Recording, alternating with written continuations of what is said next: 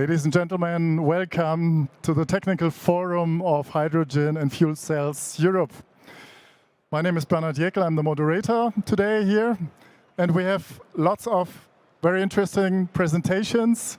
The next presentation will be about high-pressure hydrogen regulators and hydrogen industry solenoid valves. And the speaker is Nicolas Marti. He's manager of alternative fuels, business development, fluid and motion control of Emerson Automation Solutions.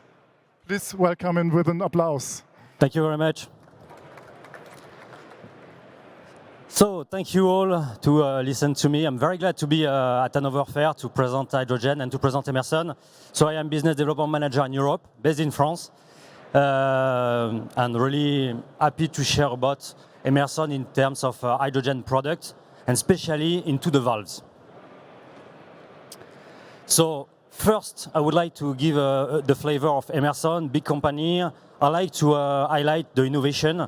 18,000 patents worldwide. Our NDA is really to move forward with new product and new development. The main portfolio is instrumentation, as you know, valves, but also automation, and now also coming to softwares. The industry service, we are known on oil and gas, refinery, chemical, but maybe an allied with the life cycle, the life science, and the alternative energy with hydrogen. Our solution is coming into 3 pillars. So Emerson is really committed with greening off. So we are committed with our own manufacturing location, so 200 sites, to decarbonize our plant by 20% by 27. We look also to help to greening by, so that's helping the industry to decarbonize, manage emission, integrate the system, and manage efficiency. And also greening with, so we are close to association in France, in Germany, to set the legislation and make the new standards, because hydrogen is really new for everybody. The molecule is there for many years, but we have to set a new set of rules. Everybody of you are really familiar with this value chain, and we are playing a role everywhere.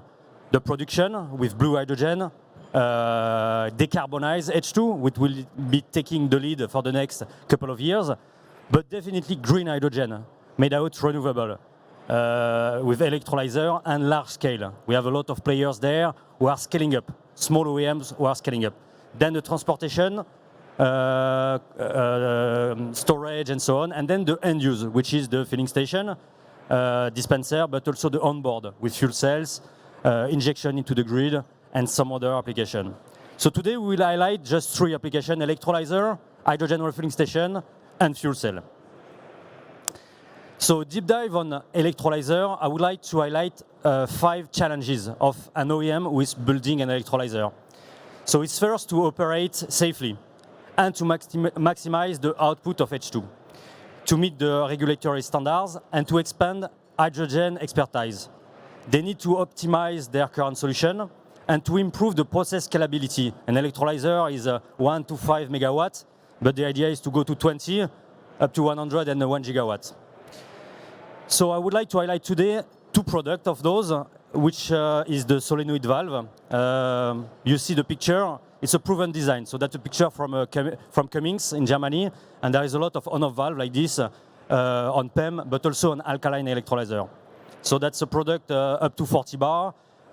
We are thinking about fugitive emission to have no leakage, a lot of process connection, but also lower maintenance. There is quick pilot adjustment, because all those applications are looking for CapEx. Now they need to look for OpEx, to go for servicing every year, every 3 months. So that's a really important topic to move forward. But also this valve is also interesting into digitalization and data collection. Let me highlight the valve island. So the valve island is a summary of many on-off valve pneumatic. All those applications are piloted via pneumatic at the moment. And that's very interesting in terms of safety and reaction. So this concept is modular in the construction to expand. So that's helpful for the system to be future-proof, I would highlight, in terms of scalability. It's easy to integrate in IIoT with field bus and charm connection. And also improve performance with asset health monitoring that simplifies the supply chain, and that's really safe. We can put that all together in an ATEX cabinet. I could have highlighted other products like the Tescom back pressure or the GX from Fisher. In short, Emerson is helping into the design, building, integrate, and operate electrolyzer.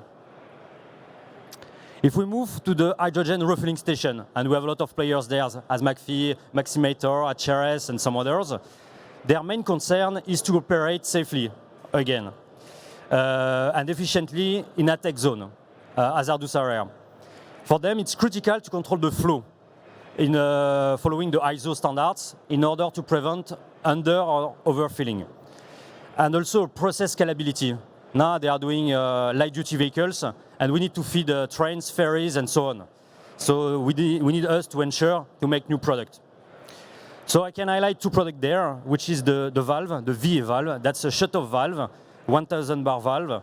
And the challenge there is the pressure, the temperature, and the cycle. We look for a reliable product and versatile, small in compact size and lightweight. I like this product because it's really interesting into the OPEX, because I see a lot of needle valve on the market, and that's really difficult to maintain them.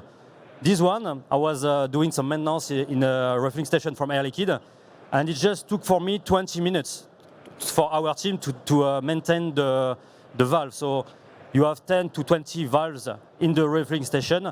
This solution is quite interesting. Maybe you see on the top, there is a development to make it fully electrified, and we are working with a great collaboration between ASCO and Tescom to make this happen. Maybe I can highlight then the pressure control valve. That's the Tescom in the middle. This one is inside 80% of the refueling station.